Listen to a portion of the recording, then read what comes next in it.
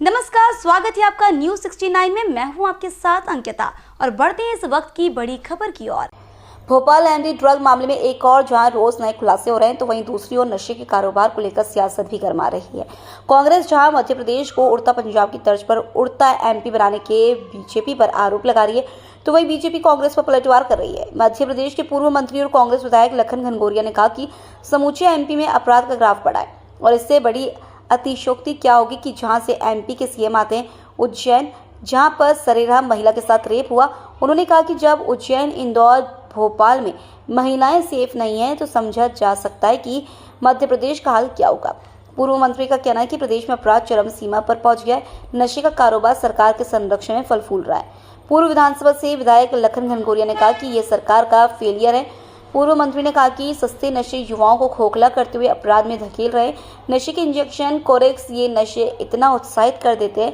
लखन घनघोरिया का कहना है कि सरकार ने अहाता बंद कर दिए तो लोग रात में लोगों के घरों के सामने खड़े होकर शराब पीते हैं और फिर विवाद होता है तो हत्या हो जाती है, जिसका उदाहरण सोमवार रात को जबलपुर में हुई घटना है, जहां पर एक व्यक्ति की सिर्फ इसलिए चाकू मारकर हत्या कर दी गई कि उसने उसके घर के बाहर खड़े होकर लोगों को शराब पीने से मना किया था।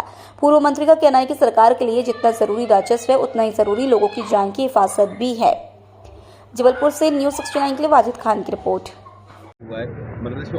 ये सूचना मैंने 2-1.5 महीने पहले ही दे दी थी कि उसका निराकरण अधिकारियों के साथ बैठकर पहले ही कर दिया था। नेशनल हाईवे और एमपीआरडीसी दोनों के अधिकारियों के साथ मिलकर इसका निराकरण हो गया था और टेंडर की घोषणा भी हो गई थी। अब वो उसकी प्रक्रिया विधिवत रूप से आगे बढ़ गई है, तो जबलपुर दमोह सड़क आने वाले समय में एनएचएआई ही उसको बनाएगी भी और उसकी देखरेख भी करेगी। अभी सड़कों के मामले में बहुत सारे प्रदेश में लोगों को लाभ मिलने जा रहे हैं। बहुत बेहतर क्वालिटी की सड़कें बने, उस दिशा में बहुत काम किया है। डामर की क्वालिटी ख़राब होने के कारण सड़कों की ये स्थिति बनती है और इसलिए अब उसको निविदा की शर्तों में ही शामिल कर दिया है कि भारत पेट्रोलियम और इंडियन ऑयल कॉरपोरेशन, इनके अतिरिक्त कोई दूसरा डामर स्वीकार नहीं होगा सड़कों के निर्माण में और निविदा की शर्तों में वो होगा। ठेकेदार को उसके लिए प्रमाण पत्र भी आवश्यक रूप से लेना पड़ेगा, तब उसका भुगतान होगा और उसके साथ विभिन्न तकनीकों का उपयोग भी किया जा रहा है। अभी हमने तय किया था और मध्य प्रदेश से अलग अलग दल हमने लोक निर्माण विभाग के उच्च अधिकारियों के अलग अलग राज्यों में भेजे थे। वो लौटकर वापस आ गए हैं। शीघ्र ही वो अपनी रिपोर्ट देंगे। इसके आधार पर निविदा से लेकर और गुणवत्ता तक और नई तकनीकों के बारे में भी विचार करते हुए लोक निर्माण विभाग अपनी कार्ययोजना बनाएगा। अभी 19 और 20 तारीख को 2 दिवसीय इंडियन रोड कांग्रेस का सेमिनार भी भोपाल में आयोजित है। उसमें माननीय गडकरी जी आ रहे हैं, मध्य प्रदेश के मुख्यमंत्री डॉक्टर मोहन यादव जी उसमें रहने वाले हैं और उस 2 दिवसीय सेमिनार में विशेषज्ञों के द्वारा बहुत सी जानकारियां प्राप्त होने जा रही हैं, मिलेंगी और उसके साथ साथ हम कई नई शुरुआत भी करने जा रहे हैं, जिसकी घोषणा उसी के समापन पर होगी। और मुझे लगता है कि इस तरह के उठाए गए सभी कदम सड़कों की गुणवत्ता की दृष्टि से और इनके विस्तार की दृष्टि से और नई तकनीकों के उपयोग की दृष्टि से बेहतर साबित होने वाले हैं। समूचे मध्य प्रदेश में अपराध का ग्राफ बढ़ा है और इससे बड़ी अतिशयोक्ति क्या होगी कि उज्जैन में, जहाँ से मुख्यमंत्री आते हैं, सरेआम एक पूर्व पार्षद को गोली मार दी जा रही है। उज्जैन में दुराचार की घटनाएं होती हैं। सरेआम सड़क पे महिला के साथ दुराचार होता है। तो जब उज्जैन, इंदौर सेफ नहीं है तो मध्य प्रदेश कहाँ से कैसे सेफ होगा।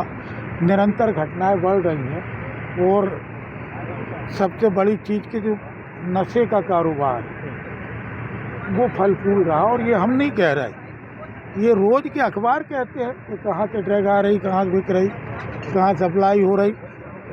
तो ये सरकार का पहलुआर है, कहीं से भी आ रही हो सरकार का पहलुआर है और सरकार को सहार तो इसको स्वीकार करना चाहिए। सस्ते नशे अपराध का सबसे बड़ा कारण बनते हैं। इसमें नेट्रावेट इंजेक्शन, फोडविन इंजेक्शन, कोरेक्स, ये नशे इतना दुस्साहसी कर देते हैं लोगों को कि वो कुछ भी करने को तैयार था। अब हो ये रहा है कि सरकार ने शराब दुकानों में आहता बंद कर दी है, तो लोग रात में खड़े लोगों के घरों के सामने खड़े होकर शराब पीते हैं। राजस्व यदि ज़रूरी है तो कम से कम लोगों की सुरक्षा भी तो ज़रूरी है।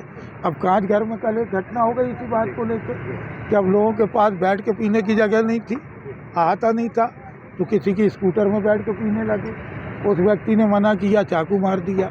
ऐसी घटनाएं बहुत हो रही। आप कहीं भी जाके देखें, जहाँ जहाँ शराब की दुकान है उसके आसपास की बस्ती के लोग पहले आहता होते थे तो आहता में बैठ जाते थे।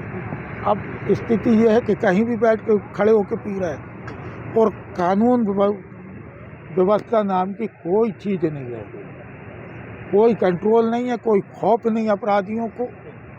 सारी घटनाएं हो रही हैं और इसमें सरकार को स्वीकार करना चाहिए कि कहाँ चूक होता है।